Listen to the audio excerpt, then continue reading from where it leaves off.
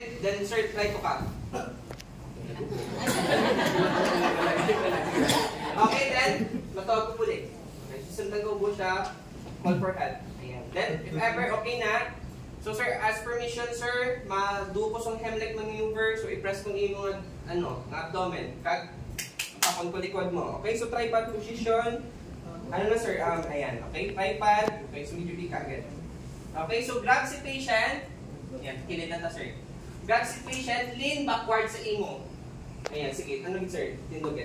Ayan. Okay. Just in case, no, matumba siya, masalo mo siya. Ayan. So, sana all naging salo, no? Okay, sige.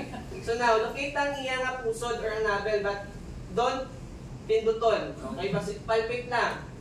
Ayan. Okay, then, since na-locate ng navel or ang pusod, add 2 fingers above. Then, dito ibutang ang imo nga fist. So, form a fist, ang thumb isulod, 4 fingers lock. Okay, then ibutang siya paa muna. Ayan. Play with your dominant hand. Depende sa inyo kung diin ang comfortable nyo. Either that or right or right or left. Okay, then do 5 times Heimlich maneuver. Hindi nyo pag-ampon na. Okay, with inverted J motion, pababaw.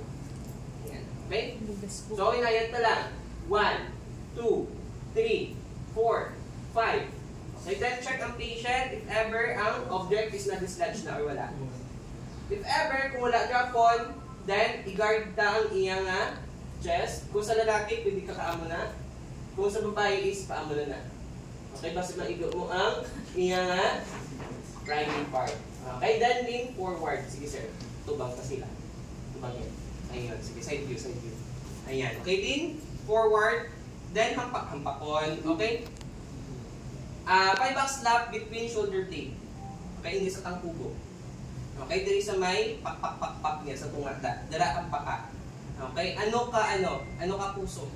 Doesn't mean nga full swing. Ayan. Okay? So, maka-make vibration ka lang. Kalima.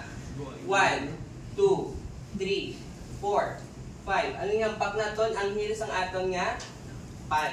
Okay? So, 1, 2, 3, 4, 5. Check the patient. Wala dyan po na-dislodge. Wala dyan po nagwang object. Anong imuan?